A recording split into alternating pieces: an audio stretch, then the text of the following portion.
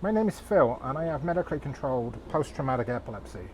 I'm taking one more step towards living a fuller life by sailing the oceans of the world. Follow the Sail for Epilepsy voyage, and I invite you to consider, is there something you can do that you haven't done before with the necessary guardrails in place?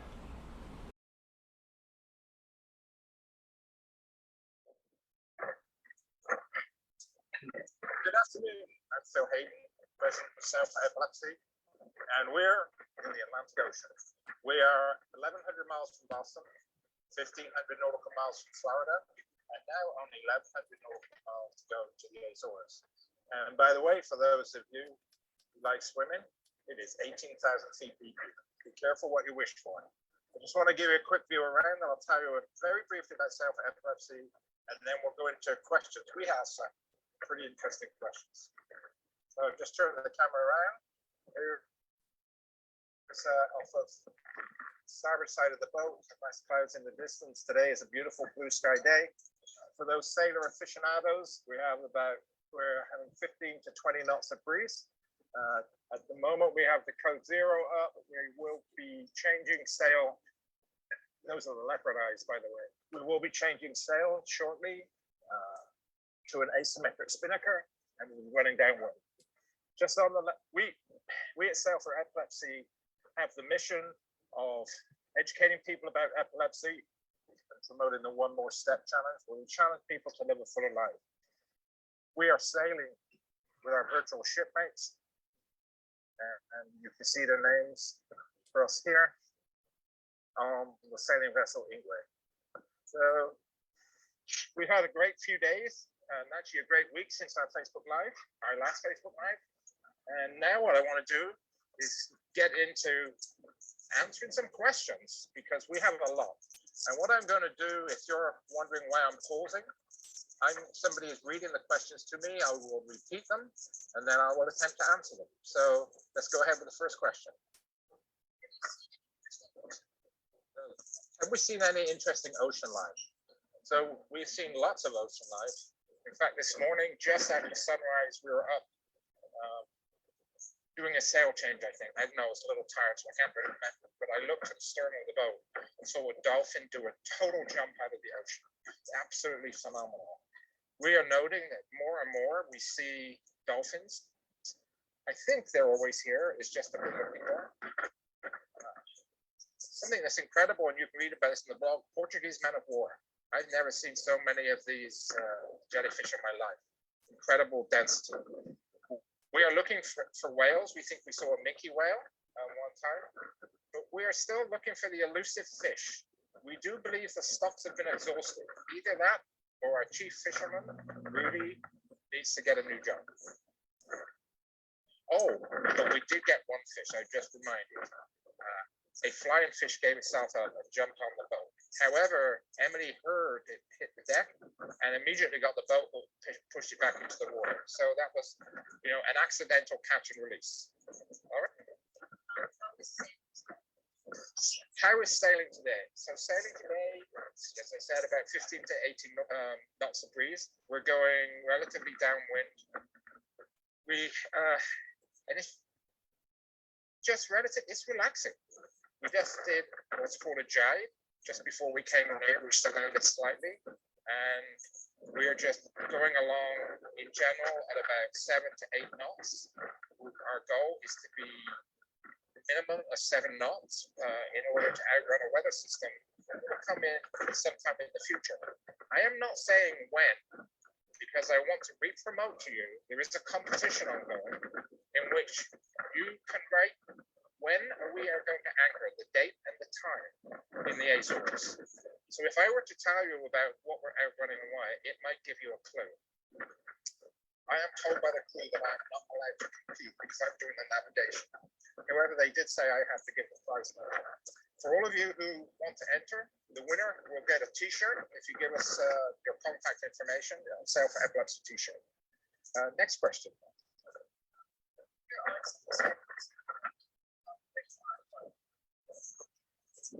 So, this is a funny question. With the odd sleep schedules, have we forgotten where we are? It just so happens an hour ago, I last night I didn't get much sleep. I was supposed to have 6 hours off, and I think I got up several times with things going on the boat, and I woke for various reasons. Our autopay must be making a noise. So I woke 5 or 6 times. This morning I was exhausted.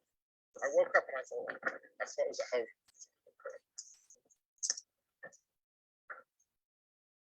Then I heard the water. Oh, goodness. So I'm Phil. For those of you who just joined us, I'm the president of Sail for Epilepsy, and we're out sailing across the Atlantic. Our mission is to educate people and inspire people with epilepsy to live fuller lives. We're doing a quick Facebook Live, and if you missed the beginning, you can go back and hear our pearls of wisdom later online. Next question. It looks like a big storm just north of your route. How does that impact planning and navigation? So it looks like there's a big storm north of our route, and how does that impact our navigation and planning? Really good question. So every day, twice every day, I'm downloading new weather information and developing strategies for getting to the goal line, that is anchoring, so that we can give someone a t-shirt. Remember, there is a competition. But also, my primary goal in this voyage is safety of the crew and the vessel. So in addition to my navigation, we have a professional team called Commander's Weather are on shore, and they are monitoring our boat position. And if there are any concerns, they send us a message, and then we have a interaction. We do know there is a system. Whether it affects us, I don't know, because it's too soon to tell. One way we can overcome this problem will be to head south to get away from it. There are other boat strategies we can take where we can ride out a storm. And we actually used that a couple of days ago. And essentially, we set an anchor in 18,000 feet of water just at the storm go by us. So yes, we're watching it constantly for the safety of the crew.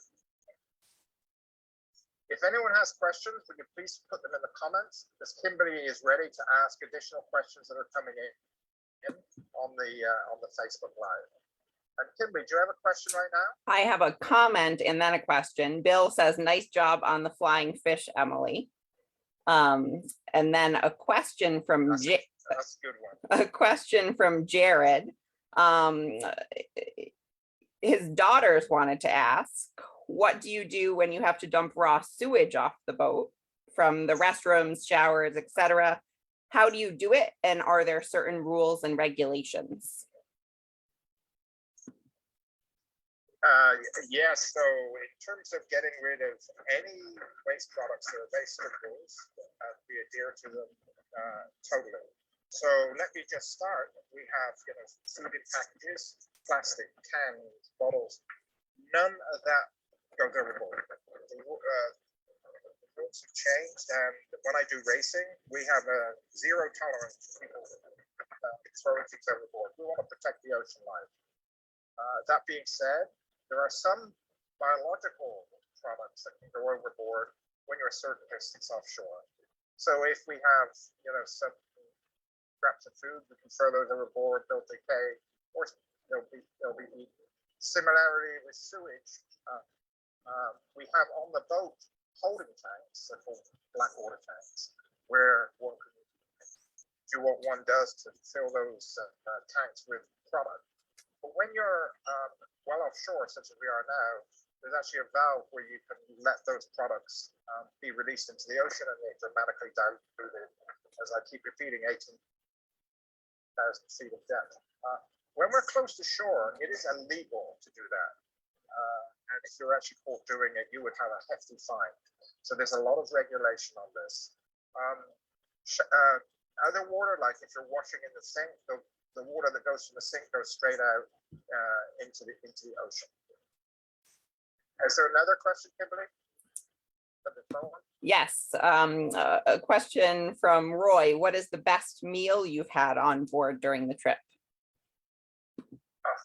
What's the best meal? So that depends who you ask. So I think it's actually biased by who made it. So there's gnocchi.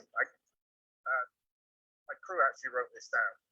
Gnocchi, risotto. Actually, the risotto was pretty delicious. We had that yesterday evening. Nachos, fish pasta. But my favorite, and don't tell the people doing the cooking, they're inside. Freeze-dried chicken and mashed potato with peas. Oh, delicious. Laura? It looks like you went very slow on Thursday. Why was that? Oh, somebody's been following the tracker because they said, it looks like you went very slow on Thursday. Why was that? I'd like to say it's because we caught a big fish and it slowed us down, but we entered into a little bit of a storm and the winds got quite high. And I decided for safety that we were going to put the boat into a position where it's essentially immobile and it just rides out the waves and the wind. This process is called you heave to. And if you think about the sails on the boat, we have two sails. Both of them are driving the boat forward. And what we do is we turn the boat through the wind without repositioning the sails.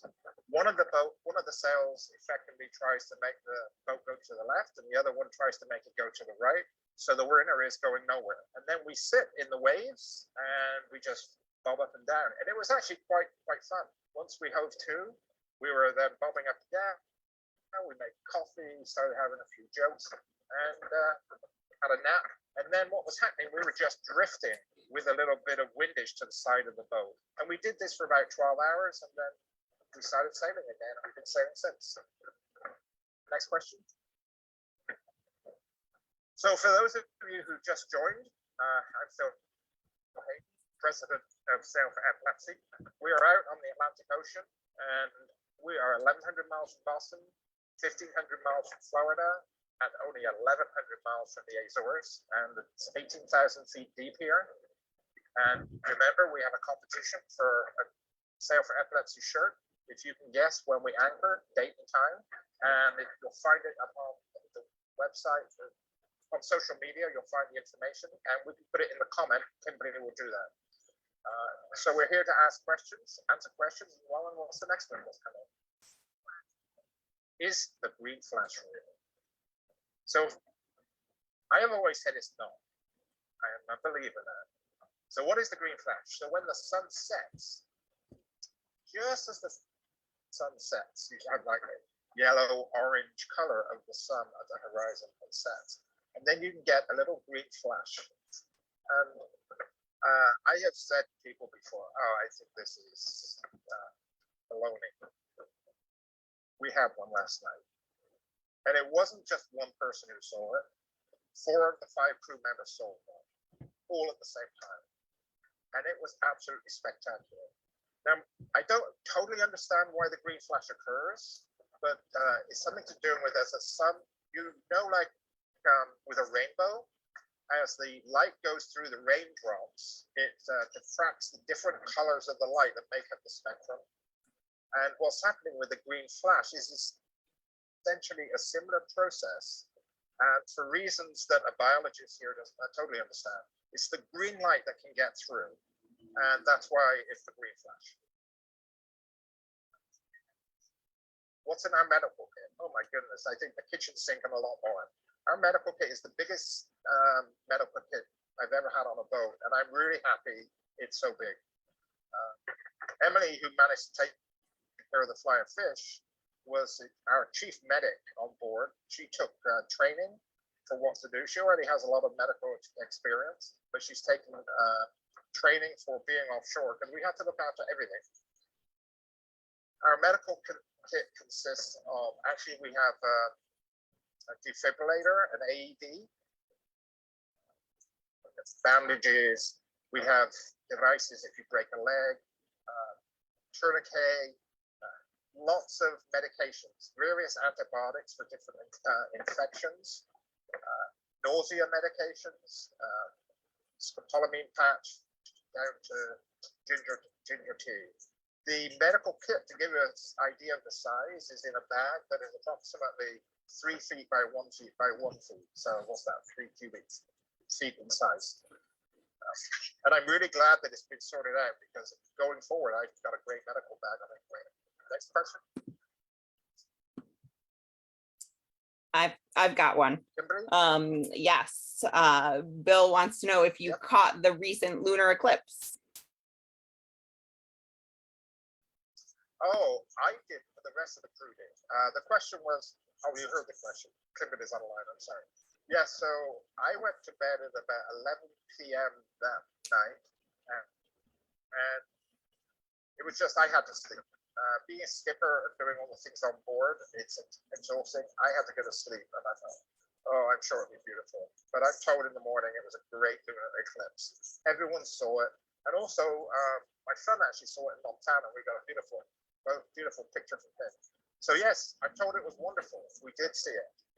If you have any questions, please put them in the comments, and Kimberly will ask me. And Lauren, this next question. Am I concerned that I might have a seizure while at sea? You know, every day I have this concern.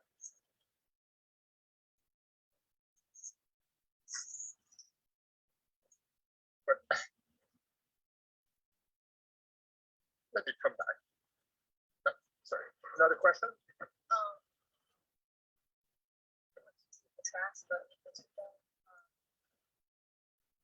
What's the sail plan for tomorrow? Let me get back to the question. Every day of my life, I have this concern, but I would not let it stop me.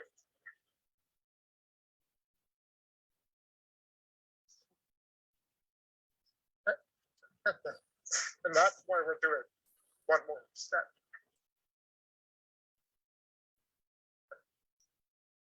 I want everybody to take one more step. Don't let it stop you. I will never let epilepsy stop my life.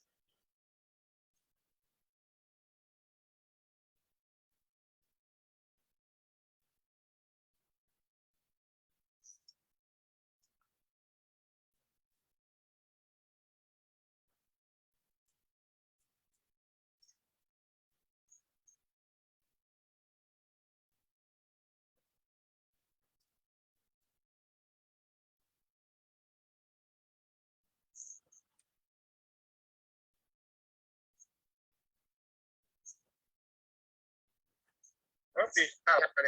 So another question we have, what is the favorite music that's being played on board? Again, it's another one, depends who you're talking to. Led Zeppelin, absolutely number one. I'm the only crew member who believes it, but sometimes Skipper has prerogatives. Number two, Pink Floyd. Oh, guess whose favorite band that is? Yep, you got it, the Skipper. Now my brother who might be listening, Duran Duran. I think my brother Dave can sing every lyric in the song to Duran Duran. So we've been playing music. Some of the music I have never heard of in my life. I think it's because we have some different generations on board, but it's been really fun getting to know one another's musical tastes. Any more questions, Kimberly? Yes, so we've got one from Roy, who wants to know what your top speed has been. I'm sorry, my what? Our top speed? Top speed. So what has our top speed been? Well, when I was looking, I saw 11.7 knots. And Roy, I know you were challenging us to get up to a certain distance elapsed in 24 hours. And I'm really sorry we didn't quite make it. We made 238 nautical miles in 24 hours. And I have to say, there were slow periods in there. We were flying. And that was an average of 9.9 knots for the whole of 24 hours. The winds were in the most favorable position for this boat. Yeah. Just before we finish, I gotta just get up and do a little walk around, give you a tour of the boat, and then we have to prepare for a sail change. As I'm doing the walk around, if you have more questions, put them in the comment box. And Kimberly, if you'll put in the comment box a link to the anchoring competition, that would be wonderful. I will, We'll yes. take a little walk around.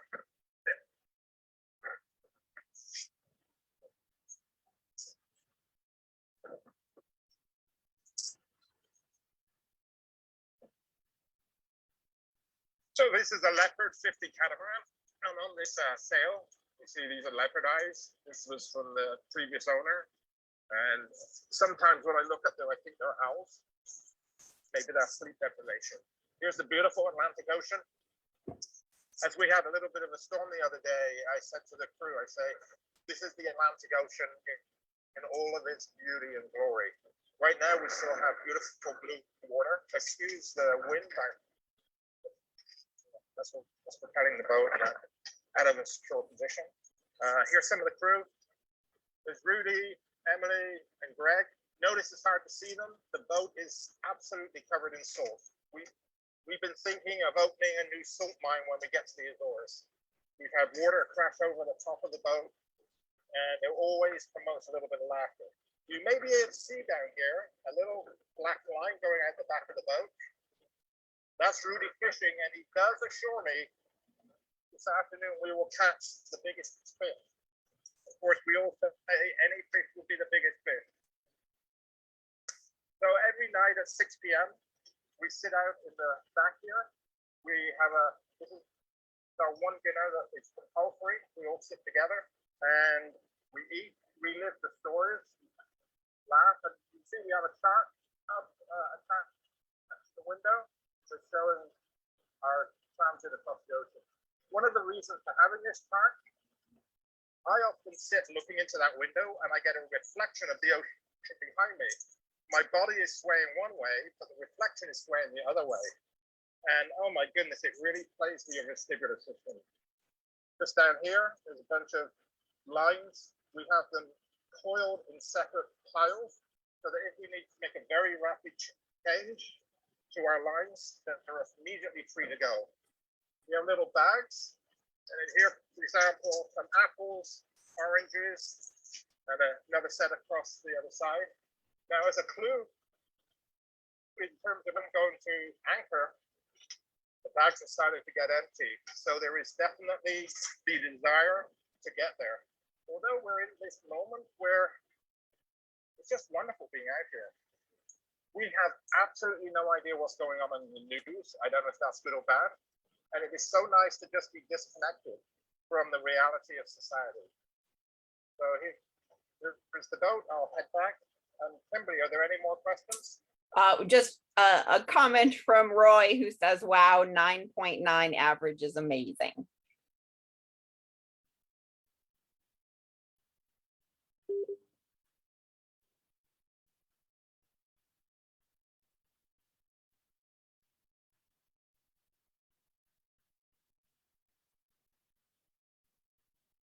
Everybody tuned in. It looks like we lost them. So we will end it. We'll end it there. Thanks for joining.